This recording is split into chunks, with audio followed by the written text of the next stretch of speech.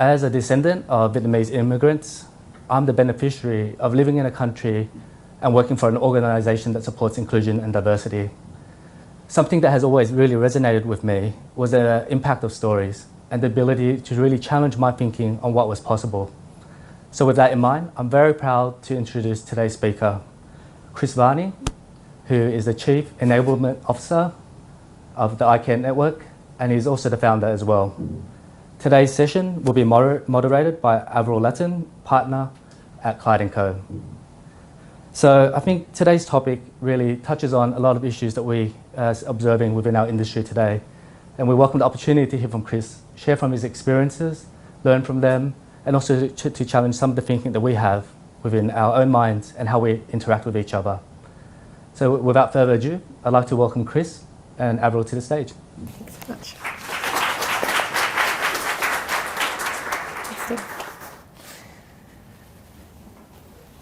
Thanks so much, Stephen, and thanks, Chris, for joining us today. I think, as Stephen said, the important part today is that we learn from Chris's experiences, that we share our own experiences, that we ask questions, that we gain insights. I think even in preparing for the session today, I spoke to our HR manager and I said, I'm just not sure about some of the concepts here. I don't want to describe them in the wrong way. And as Chris reassured me, there's no wrong way. Let's have a conversation. Let's have a discussion. Let's ask questions that you're curious about, and let's really get to understand what we mean when we talk about neurodiversity. So I think, Chris, to start, what do you mean by neurodiversity, and how do you take it? And also, what's the difference then with neurodivergent? Yeah, great question, Avryl. So neurodiversity is basically referring to how all of us have different brains. All of us process things differently. I guess you can put it alongside gender diversity, sexual diversity, cultural diversity. It's just really describing that each of us process things differently. Being neurodivergent is describing someone who has a diagnosed neurodifference. So it's autism, ADHD, dyslexia. That's the simplest definition. That's where I guess the human family is with the language. I'll be candid, I don't really love the word neurodivergent. It's a bit long, but that's what we're using right now. So that's where the family is at. Sure. And you've been very open publicly about your own journey with autism, and so do you mind starting there and just giving us a bit of your background, a bit of your experience, and how it's led you to start iCan? Yeah. Well, I did a law degree, and I'll never get those 7 years back. But I enjoyed parts of it. I enjoyed the end, really. I finally learnt how to learn, how I learnt at the very end of the degree. But when I started to, look after matters and things, I worked out this is really not me. I just can't see myself surviving in here. That's not to disrespect anyone that's chosen law, but it just wasn't for me. It's been very helpful, though, in setting up a company. So basically, I had also worked at World Vision for a long time. I'd been there for 11 years, and I was a bit of an internal renegade, thought outside the box with lots of things. And I was blessed that I've always had very good CEOs. So Tim Costello was our CEO. And he put me in his office because I was a bit of an eclectic one. I didn't really fit in other areas. And so he set up this role for me, which was amazing of him. Anyway, that was a huge experience working in schools because I ended up running 40-hour famine. And I could really see how there was a need for students to empower students in the context of autism, because my bread and butter was students empowering students around issues like foreign aid and making poverty history. But I thought, what would it look like to get autistic students mentoring other autistic students around self-acceptance and confidence and optimism and belonging? Because the data was so depressing. We have, the gap in life expectancy in autistic people is huge. We've got autistic young people in Australia are 9 times more likely to attempt self-injury than their non-autistic peers. So, it was crying out for something to happen with autistic young people. And I guess the context I walked into, almost 10 years ago now, was very much a patron-client paradigm. There was not, the autistic or neurodivergent lived experience wasn't really valued. The people who had the platform on this topic were very much researchers. That's not to disparage the research profession. But in a nutshell, what I guess drove me to set this up was I'd run a big school program. So I thought I just need to transfer that process into the autism space. But people looked at me like I had two heads, because in the beginning I said, I want to train autistic young people to run this program. And people told me that won't pass a risk management plan, that won't work, I'm not going to invest in that. So in the beginning, I just had to do it. And I had my band of merry people, I'll be more gender inclusive, I had 10 autistic mates that helped me out, particularly James and Penny, and they were amazing. And we got there 10 years later. Gosh, that's fantastic. And I think it has been so helpful to so many autistic families and children to have that broader community. I think there is, growing awareness of autism in society, and a lot of people talk about the spectrum, but what does the spectrum mean to you, and how should we, discuss that? Great question. So I guess in a nutshell, autism's like a circular spectrum. It's a circular concept. So unfortunately, there's a lot of textbooks out there that talk about it as a linear concept, where apparently people fit down one end or another. So the Chris Varneys, I fit down this high functioning end, and then some of my friends, there's this word called low functioning, and it really, as a human rights person and someone who did a law degree, I don't understand how, as a community, we kind of took this very medical word and we socialised that. We just grabbed the medical textbook, the DSM-5, and that's what we put out there in the community. We let the words low functioning really thrive out there. And when you sit with it, low functioning, as soon as that word is uttered, people assume incompetence. So it's, I think, a far more sophisticated view to see autism as a circular concept where people have their own area of this circular spectrum. And what that means is that no two autistic staff or neurodivergent staff are going to be the same. Their profile as an employee or manager or CEO is going to look very different. And I think, there is increasing awareness in the education space, and obviously that's where you're mostly operating. But what would you describe as awareness in the workplace about neurodiversity?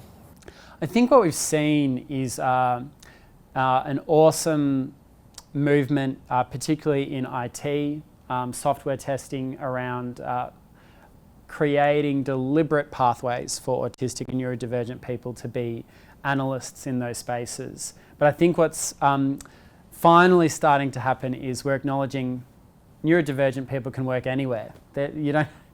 Some of them aren't IT hacks. I'm not an IT hack. So I think that acknowledgement is starting to build. We're also seeing people in very big positions in all sorts of industries start to share that they have a neurodivergent identity. And that's awesome. That's really, really important. And that identification, some people would say, well, we shouldn't put labels on people, but do you see it's very important in terms of that awareness building? And yeah, I think I guess in the process of social change right now, labels are healthy. And I guess I'll couch that around, it's important that we give people permission to be proud about their label and kind of approach it with an attitude of enable, not label, in the sense that don't attach to the label the misconceptions you have. Broaden your mindset about what that person can achieve. So yeah, I'm very proud to be autistic. It's there's been, I won't lie, there's definitely been days where I wish that I wasn't. I think everyone who has a lived experience of something has moments they wish it away. But overwhelmingly, it's been an amazing life because it does help you with specifically your high focus in certain areas. and I have 74 autistic neurodivergent staff, so there's a lot of people there that help me see different expressions of autism, and the common thing they all have is that this hyper focus. And when you can attach that to your business needs, you're on a winner. You're watching some magic happen, and you'll help your business innovate really creatively. I know I'm veering off, but when COVID happened, March 2020, there was an enormous amount of noise out there about things are changing, how are we going to keep the balance sheet healthy. People were absolutely panicking.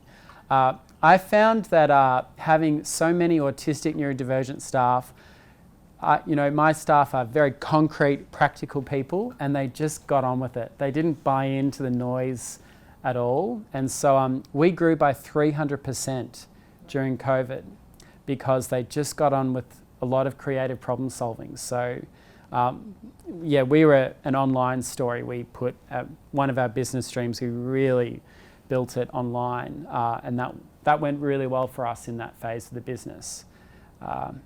So it's very good to think creatively about how your different organisations can do this. Yeah, and I think even in preparing for the session today, I mentioned to a few people we were having a neurodiversity session, and I had two people, one said to me, I've got ADHD, and it's important to remember that's part of the neurodiversity story as well. Another said, I've got dyslexia. So as soon as I even had the conversation with people about this is what we're doing, they felt more comfortable telling me that fact that they would never have just shared otherwise. And so I think it's then thinking, well, now I know this about this person, what does that mean for me? What does that mean for our organisations? And as you said, if you can identify the strengths and the qualities and the skill set that different people have, you can, direct that in the best place for your organisation and for their development as well.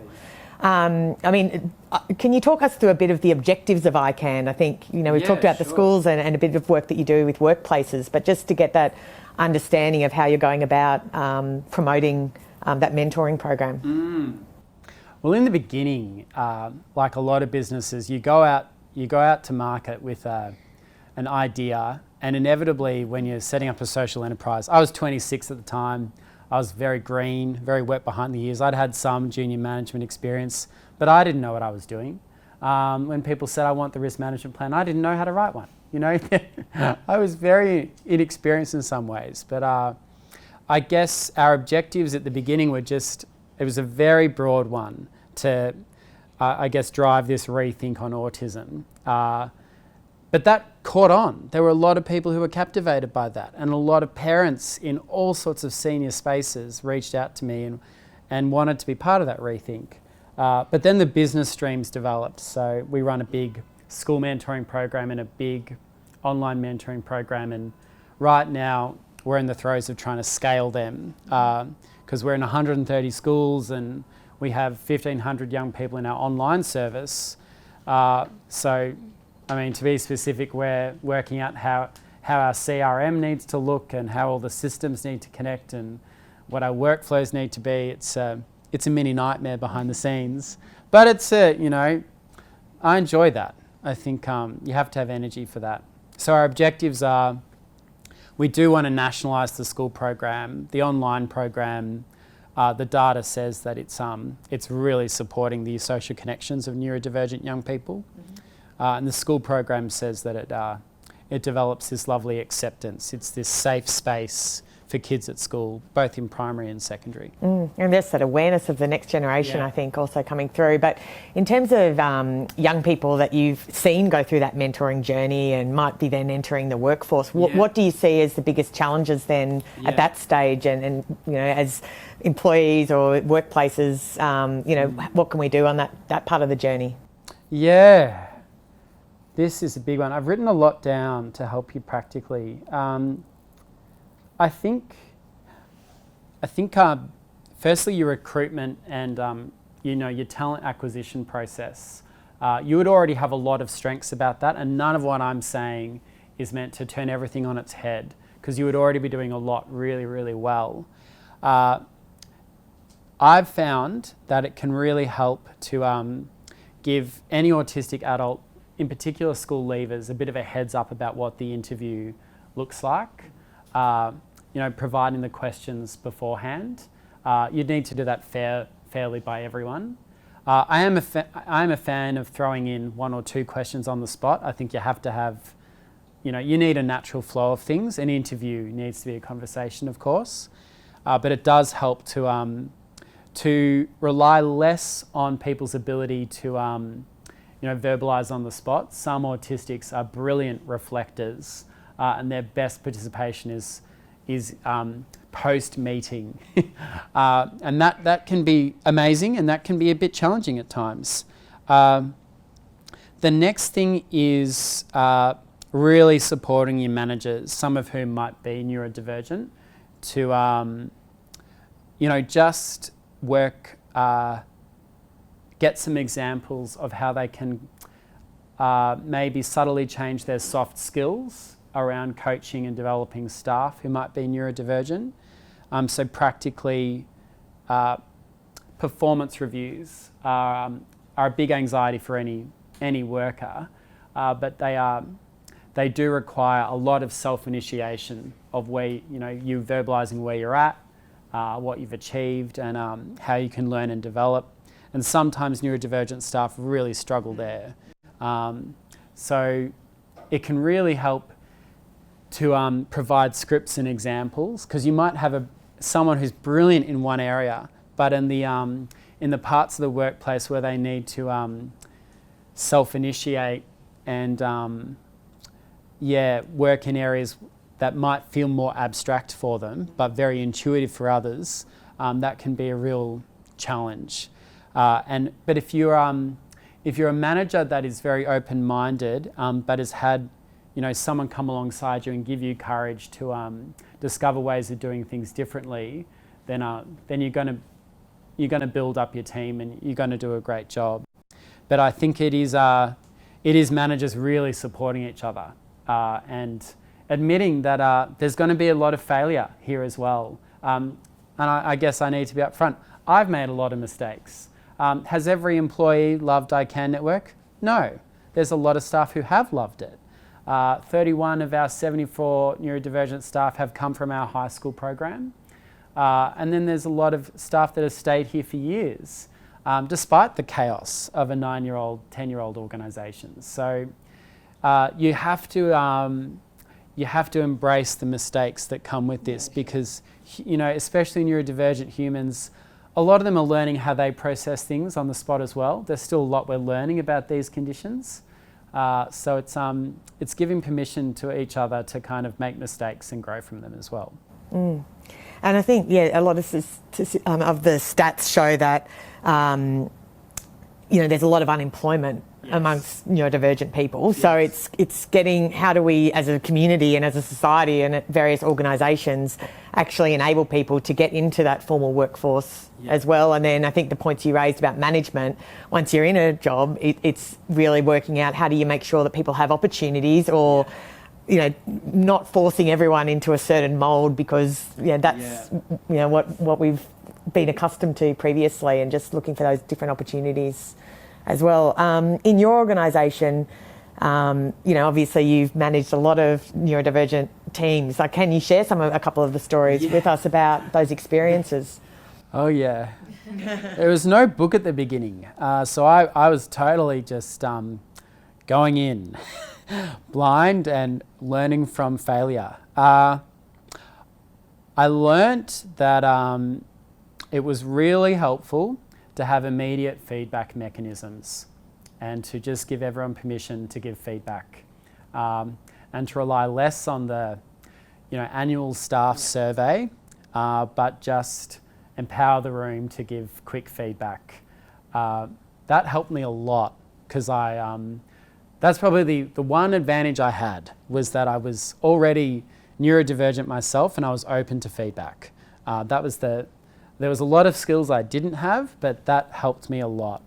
Because I guess what I saw was a lot of neurodivergent adults who were so desperate to please from previous negative experiences that there was a lot of smiling and nodding at the beginning.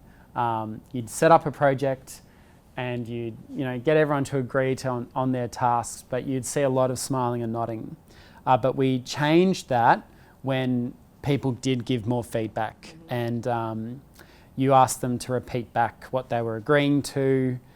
The other thing that helped was encouraging people to have some release valves. So I guess for managers, if you are, if you're working with a neurodivergent colleague, and this is not to be generalist, but it can be really helpful, particularly if you have, say, a staff member who's autistic and fairly justice-driven, or feels very passionate, or can be quite intense about their strong views. It can be very helpful to give that person, empower that person to seek out a colleague, a peer, a direct peer, who can be a release valve for their ideas and things, so that the manager isn't having to absorb everything. That we found that very helpful. And I guess my own story was that, because I was a founder that had to navigate that journey of a founder working with a board. And at the beginning, I was not an easy founder CEO for a board to manage. I was pretty difficult. And the issue was that the directors were, they were both managing me, but they were also my release valve. And when we separated that, today the founder CEO board relationship's very, very healthy. But it took a long time to get there. The other thing that really helps is starting small. It's okay to, we're talking about something big. There's a lot of unemployment out there in this space. This is a huge, huge justice issue. We know that 1 in 70 Australians are autistic now. And there's other stats that fly around, but we're talking about an enormous group of Australians. But you can't solve it all. You have to start somewhere. It's okay for success to look like 2 staff, to start there, and maybe 5, and grow gradually. Don't bite off more than you can chew. You want to set it up for success. The other thing, and this is going back, I guess more practically, what I mean by that release valve is a direct peer who's not the manager. But just really encouraging people to speak up. The most common experience of neurodivergent individuals is their anxiety about things. Anxiety can really build up, and some autistic neurodivergent adults are really afraid to speak up in the moment, and raise issues. And then what can happen is you get to this moment 2 months after the fact, where there's this complete explosion over email, where unnecessary things are said, and there's just this spewing of emotion. And I've written these emails myself, but you can avoid that if as a workplace you encourage managers to speak with their staff about scripts their staff can give them, in the moment of the project when things are confusing or unclear for them, having a little script that they can give their manager to say, I'm still processing this, or I've read and understood what you've sent me, or I need more time, or I'll be ready in 2 days. Little scripts, because the neurodivergent brain is a very focused one, and it can trail off with all the detail of the project. It can be a real issue and a real challenge for people to articulate where they're at with their work or their project for you. So if you can empower managers and staff to create some little scripts that they can give you in the moment, then you've got a little something that you can come back to with them, and then you avoid the explosion 2 months down the track. That's not to say that all neurodivergent adults explode. It's taken me until 35 to manage that tendency of mine, but I've got there maybe. It's not to say neurotypical people don't explode either. So I think it's so true. Yeah.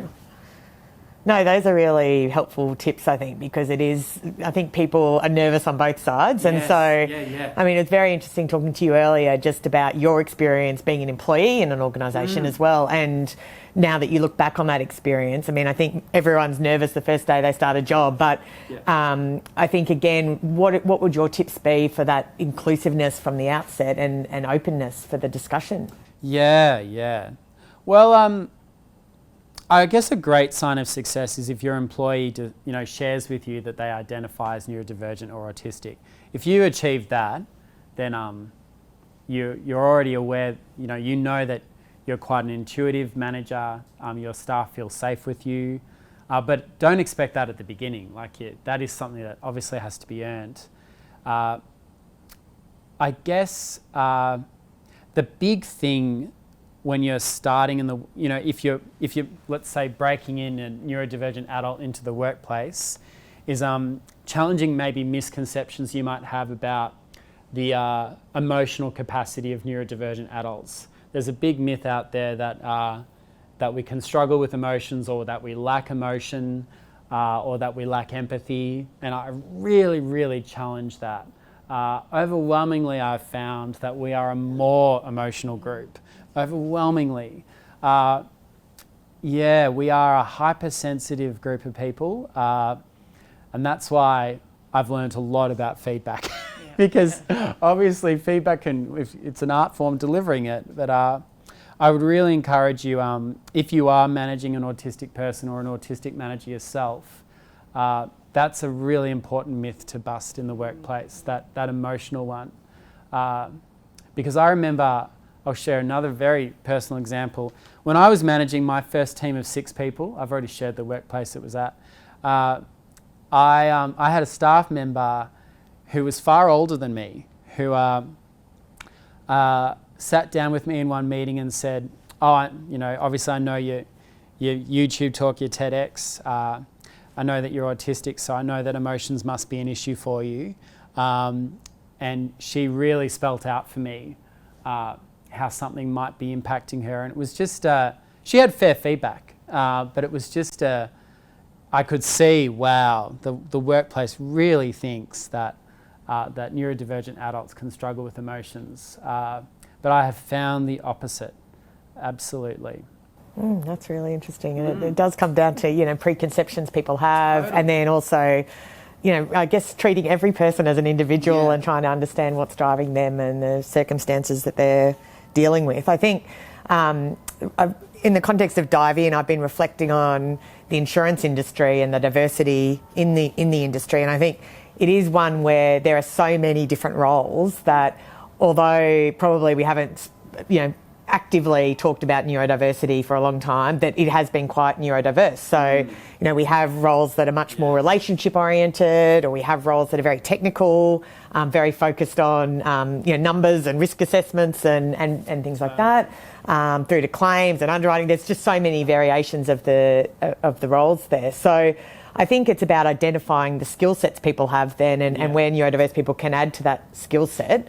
More broadly, are there particular industries? You mentioned IT and software development as being one where a lot of neurodiversity, candidates are actually being welcomed into those areas. But are there other industries that you see real opportunity to expand, and where there are? There's so many. Where to start with this one? There's a lot of autistic artists. There's a lot of quite high-profile Australians who've shared with me that they're autistic, but who are not ready to share it publicly. There's every sector, every space. Sports people, some of our best AFL footballers are very good with their technique and are neurodivergent. So it is. It'll blow your mind. I've had some amazing people come out of the woodwork and share things with me. There's just no shortage. Even the other day, I heard, I guess the feedback on me is that I'm always diagnosing others, and I'm aware of that thing. But I was in this big investment event, and I heard someone who's a fund manager, a really big deal in fund management in Australia. And I could just tell from his opening and the way he delivered it that he was possibly neurodivergent. Right. And at lunch he shared it with me. Yeah. It was just meant to be. It just came out, and I was almost going to say it because I could just tell. But I think just to continue the practical tips, one other thing if you've got a new or neurodivergent staff member, sometimes you'll need to really take them through what stakeholder management means. Because sometimes I've found that the neurodivergent staff member, it might be so logical for them what their project is doing and why they've reached a particular conclusion, that they think that other people should just get there at the same pace, in the same way. And that's been a big journey, helping me learn stakeholder management, but also helping the rest of my team learn stakeholder management. And bring everyone along on that journey. People go, but that's just how we should do it. Just tell them. Yeah. And it's like, no, people, imagine if I told that to you. It's not going to work like that. So that's been a big one. I think reflecting on instances where you have met neurodivergent people has been really interesting as well. Yeah. Again, from the law, I think it is quite a broad area, that there's different skill sets, and traditionally you had sort of partners who were the front-facing rainmaker partners, and then other partners who were the technical partners, and you look back now and think, okay, well, they were probably neurodivergent partners that really specialised in that area and the go-to person for that thing, but we just didn't describe it in that way. And I think, again, you look at some of the leading barristers and their ability to absorb 50 volume briefs and remember every detail, and you think, there's something there that's really an exceptional skill set, that when you look at the autistic community, and that so many are high performing in reading, maths, obviously the coding issues, and I think more and more we're seeing the Australian government has got a project at the moment with a team of autistic people looking at different software development. The Department of Defence is using it for cybersecurity. So looking at the makeup of your team and the skill set that you need, I think is just critical, and then making sure that you realise there's talent out there. Yeah, absolutely. It's just a matter of harnessing that and using the practical tips that you've suggested, I think, is a good way of going about that as well. Yeah. More broadly in the community, are there other groups that are working to try and encourage greater workplace participation in addition to ICANN and awareness? Well, we've seen a huge emergence of groups that are kind of setting up assessment centres and placing neurodivergent adults in jobs. There's a lot of organisations in that space now. Specialist Earn, Untapped, Exceptional, Neuroemploy, Auticon. There's a lot of these players now, and they're really important. A lot of them in this phase of their development have a big focus on IT. I think, as you all know, once one workplace does something, other workplaces in that industry want to copy it. Showcases are really important here. So once you start something, watch out. People 6 months later will want to know how you did it. But yeah, I think in IT and banking and finance, we've seen some really awesome traction around autism employment programs.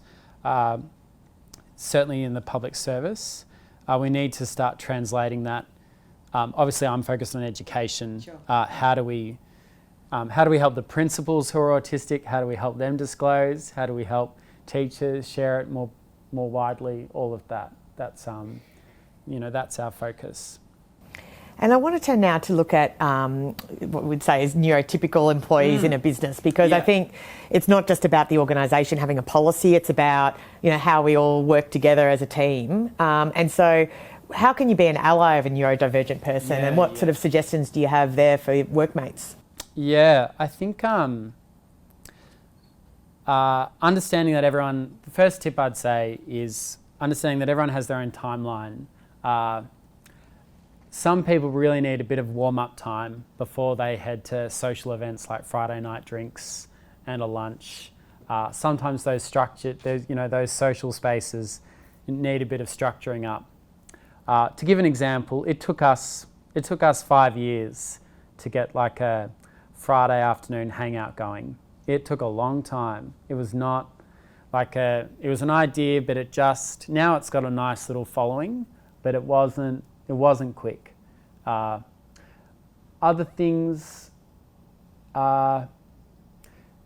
sometimes if you've got a colleague, who's very confident with you but can shut down in group meetings settings.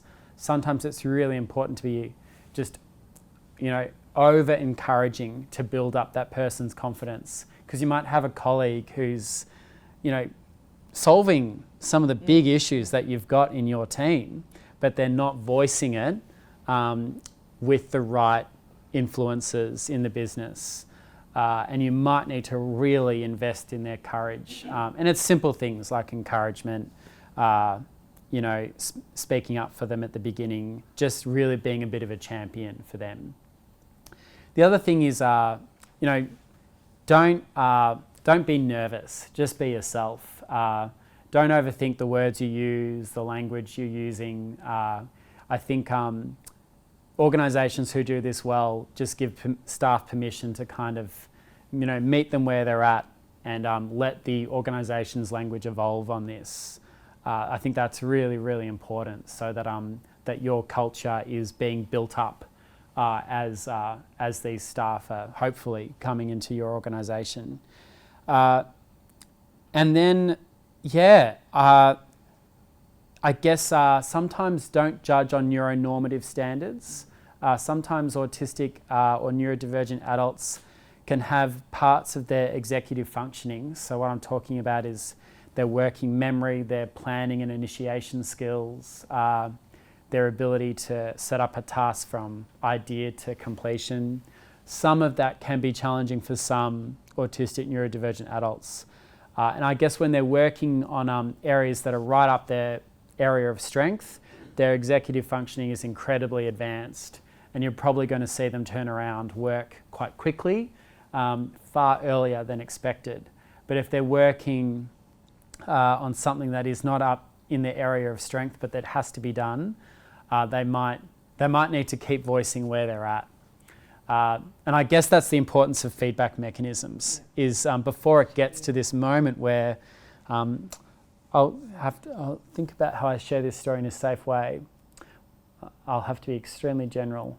One time I worked with someone who didn't share where they were at with the project until the very end, which was anxiety inducing for everyone, no matter what their spectrums. And it could all have been avoided. And I think, as a colleague, just use your own sensitivities to pick up on how you can support them. Mm-hmm. No, that's really interesting. And I think one change, every workforce is going through is the hybrid COVID post-experience. Yeah. What do you think in terms of neurodiversity? Is that a positive? Is it not? What's your take on that, and how different neurodivergent people might deal with flexible working? And it's overwhelmingly important, I think. I think Australia can be really proud of what the inroads we're making here. There's a lot of things in Australia that I think are pretty world-leading in this space, but there is a long way to go. We're working with a group of adults. There's adults out there that were pretty traumatised from their education. There is a huge rate of self-injury. I have to say, I'd worked in a big organisation, World Vision, with 40-hour famine and all of that. And then to step across into autism, it was the most overwhelming experience. The human need I saw out there, and it was from anyone. It was from families from low socioeconomic areas, and then it was some of Australia's elite who were reaching out to me, begging. Like one bloke who has enormous means in Australia just brought me into his home and said, everything's gone wrong for us. School just was awful. And I had a good schooling experience, so I love working in schools. I'm ridiculously positive about schools, but school hasn't worked for a lot of people, is an important fact out there. So I guess it was overwhelming for me because it didn't matter what their position or their means. It really was people were having a hard time no matter what their space. Yeah. No, I've seen that echoes just how important that mentoring then is, and exactly the work that you're doing. Now, I don't want to monopolise all of Chris's time, so very keen if you're open to having some questions from the audience and people have comments or insights that they'd like to share, please do.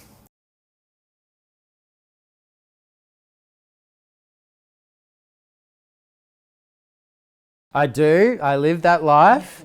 It's a constant balancing act. Yeah. All right. So yes, every neurodivergent autistic person is unique. All of us are unique. But you still need your workplace to be your workplace. You can't totally turn everything on its head. You have to have your general templates and tools that are given out there to staff. It's just your messaging of them, and particularly the soft skills, that are around and introducing those tools that are really important to, think about and keep developing. You cannot, let's be blunt. You can't. People can't be, can't just do their own thing. You need to make sure the objectives are clear, but empower them to figure out how they're going to achieve those objectives. But they can't just decide, what their objectives are going to be. That really has to be led by the business and the strategy. But you do want to empower people. You do want them to feel safe, to be themselves, and to use their creative problem-solving style and their different brain to achieve the objectives that you're setting. And sometimes you might not be sure on all of the objectives. I'll be blunt again. I've probably written my own job description in every workplace I've been in. So that says a lot about me. Am I a control freak? Totally. There's a lot of neurodivergent adults that are mini control freaks. But I'm aware of it, which makes a difference. Because, people can come alongside me with that and I can laugh about it.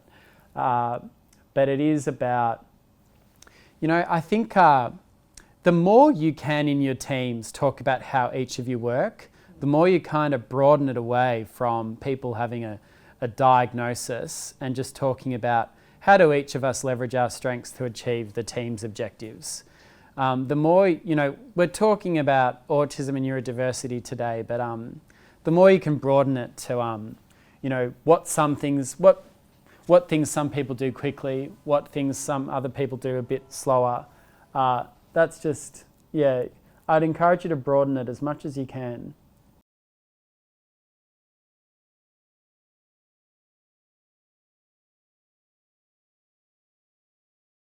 The biggest learning curve was the very direct talk that autistic neurodivergent adults can have, and how some people cope well with it. What was interesting was staff who were very direct, who would get a bit hypersensitive when other people were direct with them. That's been a big journey. That's still a journey. I make tons of mistakes every day, so yeah.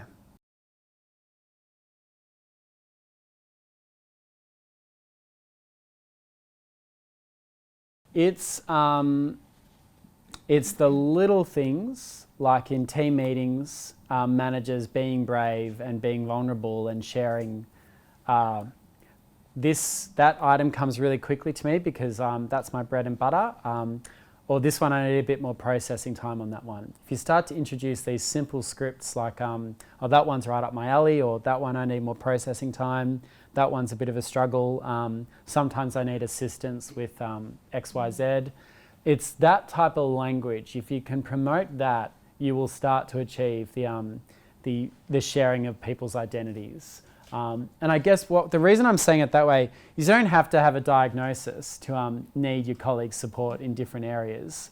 And so if you start to just generalize it and talk about everyone's needs, strengths, then you're going to naturally achieve it. And it won't take very long. It's obviously in your organisations, if you get an executive who can be vulnerable and share what comes quickly to them and what they might need support with, that takes a lot of vulnerability and bravery. But I've seen it be very powerful. But it's not something to do, don't rush it, do it well. Yeah. Even sometimes I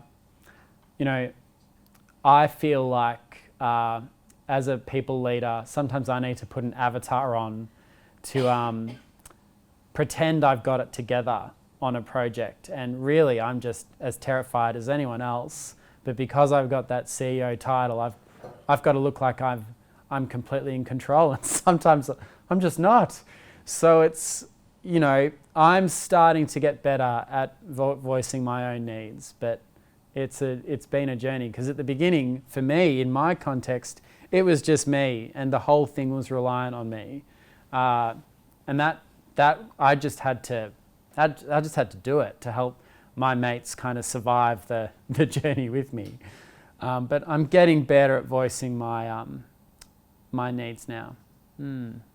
I think both of these questions, I mean, Hewlett-Packard's run quite a big, Yes. program, and one of the biggest findings from it is how much managers improved, because by recognising specific talents in the neurodivergent community, they said they started to look at talents across all their employees. They had greater sensitivity for individual needs, and I think it's that sensitivity and awareness is just reinforced by these discussions, and it's recognising we all have different brains, so it's not neurodivergent, neurotypical. We've all got different ways of thinking and approaching, and just really encouraging that. Absolutely. Absolutely.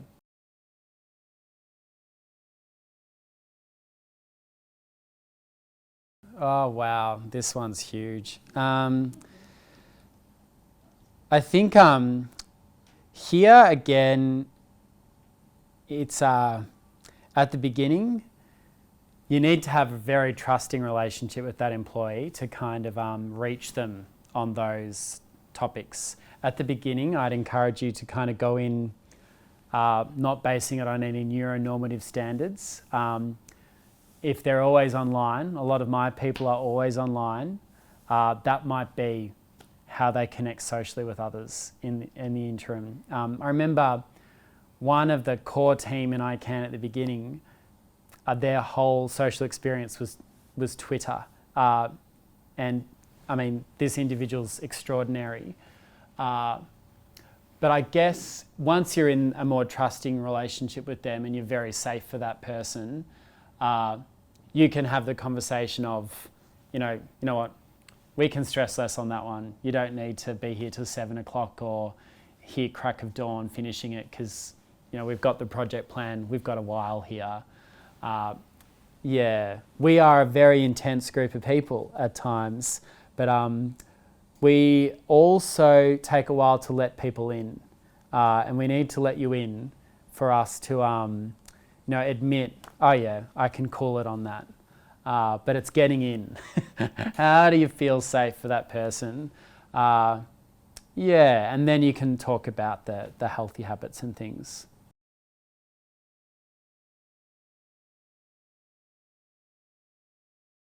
Non-judgmental. I guess the context with anyone who's had a diagnosis, a lot of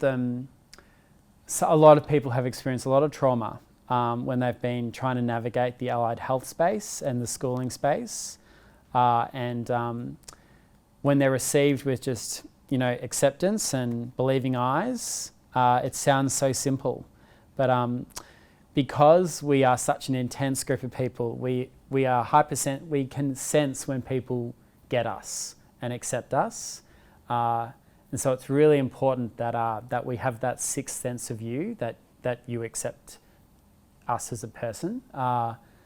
So I would just non-judgmental. Give permission for feedback quickly.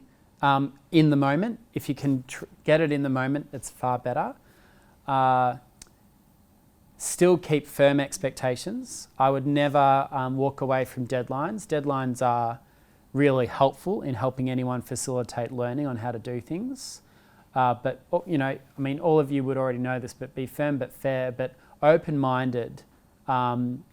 If people do have some ideas about the project, some of which might go more quicker or some that might take longer. I've had a lot of staff join ICANN that have taken ICANN on a journey with their skill set, and at the beginning I had to cope with my own rigidity to their ideas, because as a manager sometimes you do get a bit rigid with your style, and sometimes you need to mix things up a bit, but it's hard because you've got a lot of pressure on you. You've got to deliver all this stuff, And you just think, if I do it my way and how I do things, because I made that succeed, I made this succeed, surely this one's going to go well as well.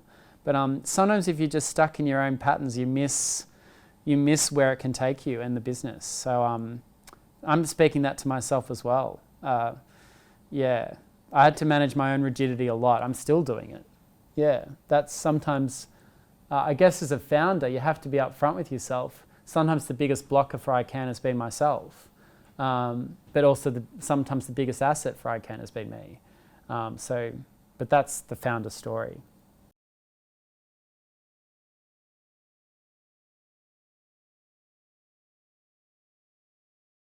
Again, it comes back to the simple scripts of talking about the things that come second nature to you and challenging that a bit.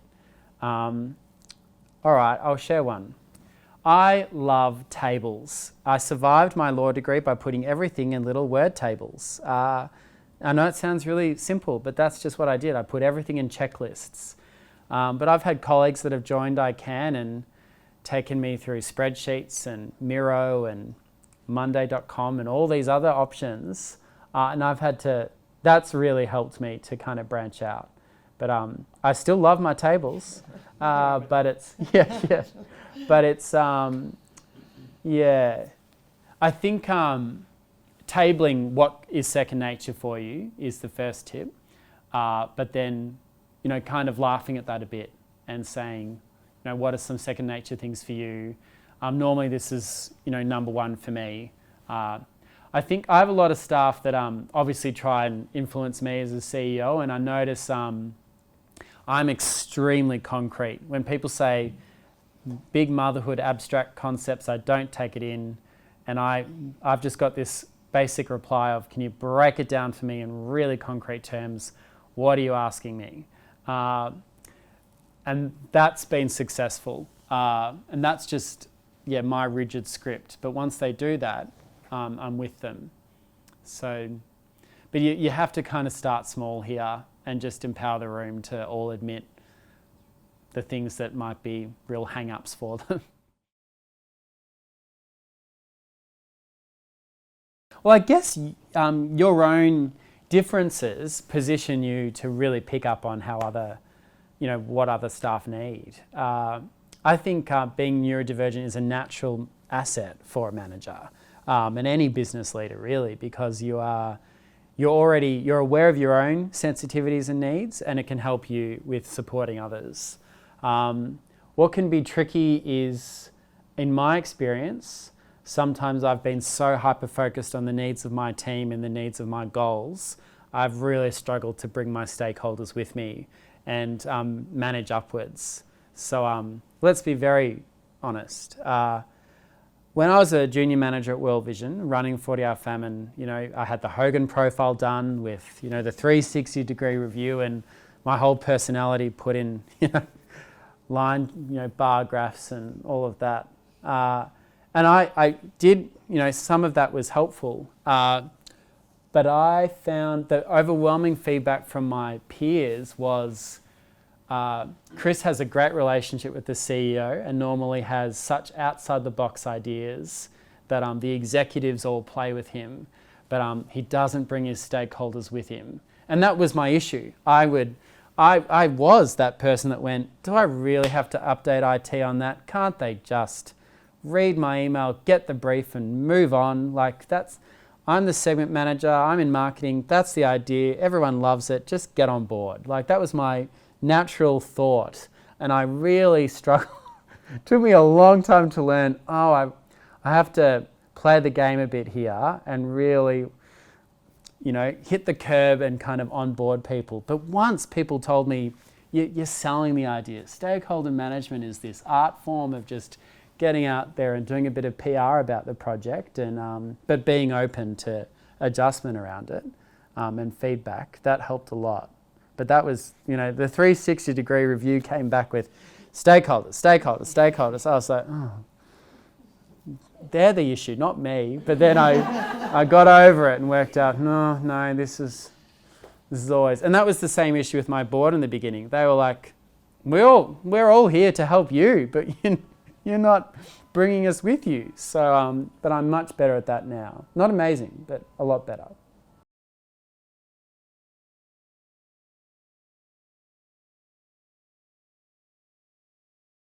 Oh, you will. If you figure this out, I'm always managing this one. It's you're never going to get it in a perfect rhythm. The fact that you're aware of the differences and how to kind of manage it means you're already there, really. There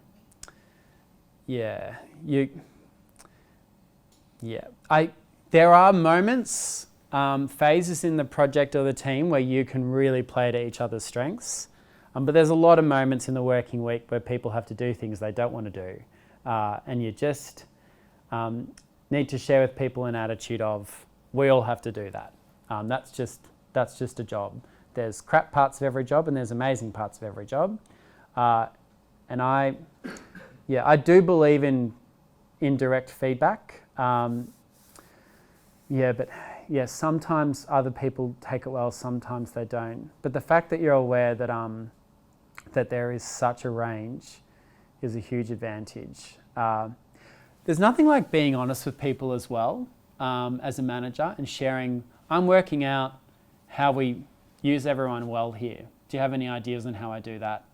I'm running a lot of projects now where I've just decided this week I'm just going to be more upfront with where I'm at, and so far that's working, but it's also had some stuff ups as well. So yeah, I'm not sure I'm answering your question. It's just, it is such a range. Yeah. I guess as an organisation, you're going to have staff already in your teams that are neurodivergent, but you might go down the path of setting up an autism employment program. And I would encourage you to be focused and start small there, and then build it up gradually. That's really important to make it really achievable and tangible and measure it. I love targets. I think targets work. Eventually a board has to manage all of this, and the way they can assess it is through targets. So I'm a big fan of targets.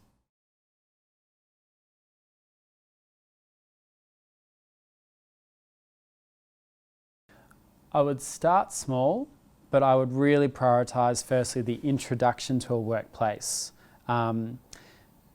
Especially with some neurodivergent adults, there might be some things that don't come as intuitively to them as other school leavers or young adults. Kind of overdo it in the induction and the introduction to a workplace piece. You would already have your orientation to your business, its values, all of that, but I'd be a bit more specific and break down who the organisation is and how people do things. The other ones are like obviously the performance review process, the learning and development process, all of that. Depending on how you do it in your organisation, I'd structure that up a bit, especially if you've got you've probably already got like a graduate program. Perhaps you could create space in that graduate program to deliberately recruit some neurodivergent adults. You might not have to do that deliberately. You might find that it just happens naturally as well. So there isn't, we've had a lot of organisations want us to step into that space. We're just not ready, is the cold hard truth. 9 years ago I said yes to everything. Now I'm much more liberal with my no. But yeah, we've just got to prioritise the schools because that's where we can make a huge difference. And online, the online program's amazing. I think one other interesting, in some of those Autism at Work programs that different companies have, is the focus on social mentoring as well. So, you have your buddy to teach you all about the office, but that more sort of conscious, this person will take you out for lunch every Friday and program that in was quite interesting how much that was emphasised as well.